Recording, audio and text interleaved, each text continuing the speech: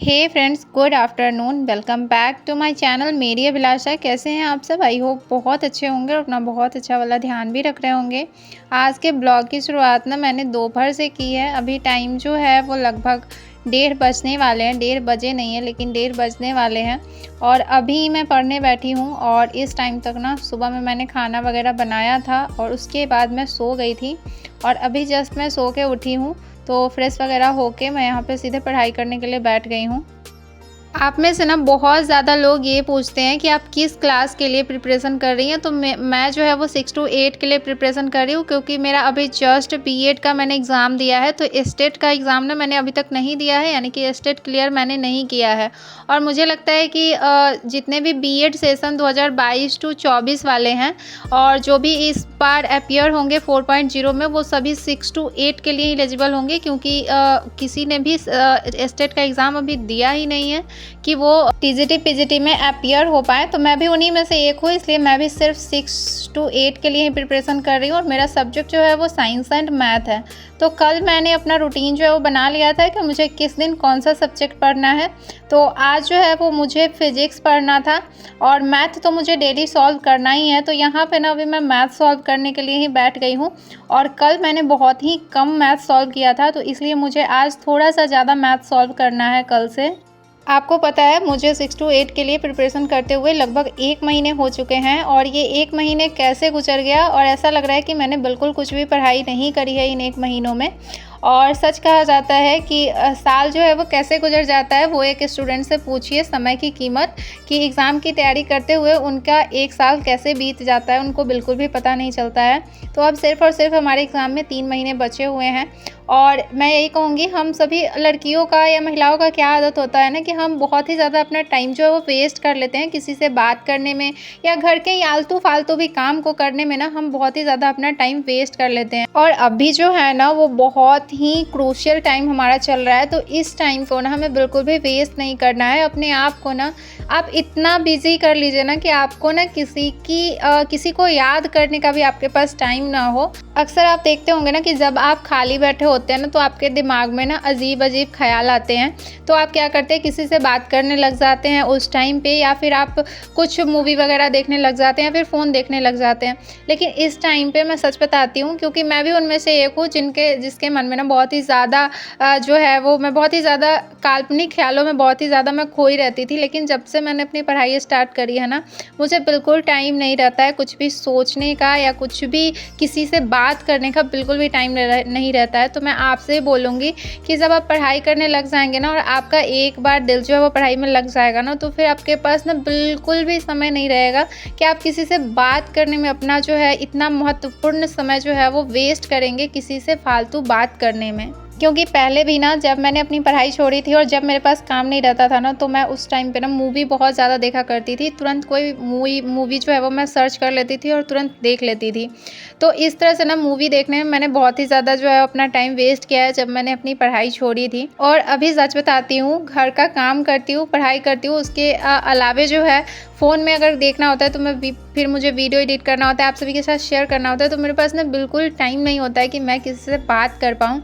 और सच पूछिए, जब आप किसी से बात नहीं करते हैं ना, आजकल ज़माना ऐसा हो गया है कि जब तक आप किसी को याद नहीं करेंगे ना, आपको कोई याद नहीं करेगा।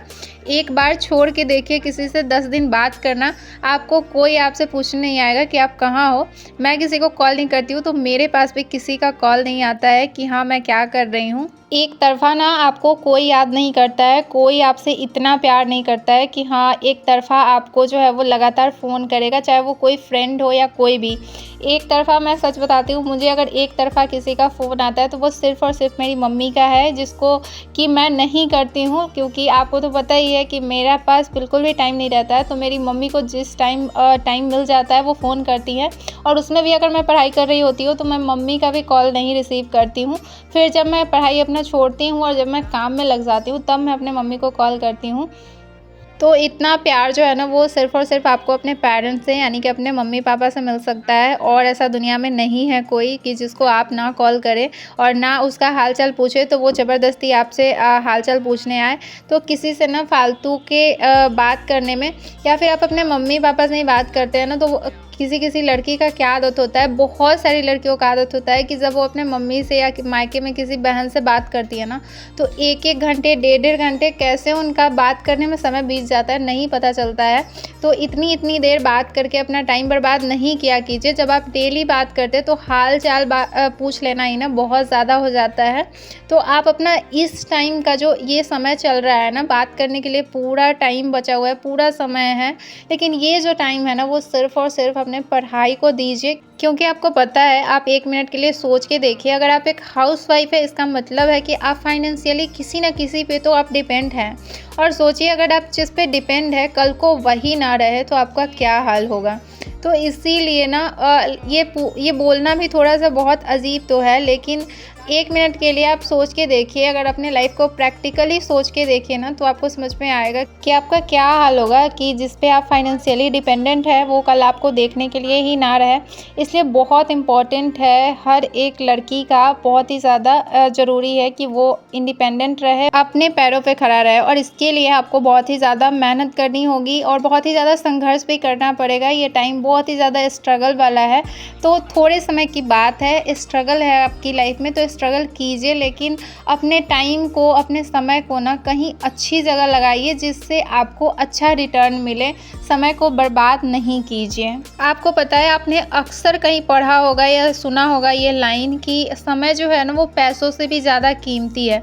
और हम ना कहीं भी जब पैसा लगाते हैं तो हम चाहते हैं कि उसका रिटर्न ना हमें बहुत ही अच्छा मिले, लेकिन हम कहीं भी अपना समय वेस्ट करते हैं तो बिल्कुल भी ध्यान नहीं देते कि हम अपना समय कहाँ पे खर्च कर रहे हैं, उससे हमें क्या रिटर्न मिलने वाला है। तो ये ना बहुत ही ज़्यादा सोचने वाली बात है कि हम अपना समय कहाँ वेस्ट कर रहे हैं, वहाँ से हमें कुछ रिटर्न आने वाला भी है या नहीं आने वाला है। अगर आप पढ़ाई नहीं भी करती हैं ना, फिर भी अपना टाइम बर्बाद नहीं कीजिए। अपने आप को ना एक अच्छा लर्नर बनाइए, हमेशा कुछ ना कुछ सीखते रहिए।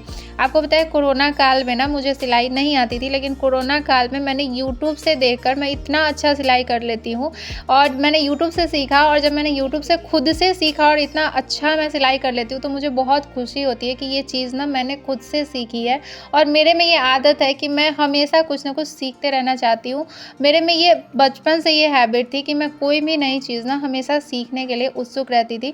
तो अपने आप को ना लाइफ में अच्छा लर्नर बनाइए, जब तक ज़िंदगी है ना तब तक कुछ ना कुछ सीखते रहिए। पहले ना मेरी सीटिंग पावर बहुत ही कम थी, लेकिन धीरे धीरे ना मैंने अपनी सीटिंग पावर बहुत ही ज़्यादा बढ़ा ली है। तो अब अगर मैं पढ़ने बैठती हूँ ना, तो मैं 3 घंटे 4 घंटे भी ना लगातार बैठ के पढ़ सकती हूँ। बस थोड़ी थोड़ी देर पर वाशु को देखने के लिए मैं उठती हूँ। नहीं तो अगर मैं पढ़ाई करने बैठ जाती हूँ ना, तो उसके बाद मैं कोई भी काम करने के लिए नहीं उठती हूँ। काम रहता भी है तो मैं उसको इग्नोर कर देती हूँ, और जब मैं बहुत ज़्यादा थक जाती हूँ ना, तभी मैं पढ़ाई जो है वो अपना छोड़ती हूँ। तो चलिए, आज के लिए बस इतना ही। आज के ब्लॉग को यहीं पे एंड करती हूँ। आज का वीडियो कैसा लगा कमेंट में ज़रूर बताइएगा। अच्छा लगा तो लाइक कीजिएगा, चैनल पे नए हैं तो सब्सक्राइब कीजिएगा, शेयर कीजिएगा, और मैं डेली आपसे मिलती रहूँगी और ऐसे ही आपके लाइफ में मोटिवेशन ऐड करती रहूँगी। तो चलिए, मिलते हैं नेक्स्ट वीडियो में कुछ नई बातों के साथ, कुछ नई एनर्जी के साथ। तब तक के लिए बाय बाय।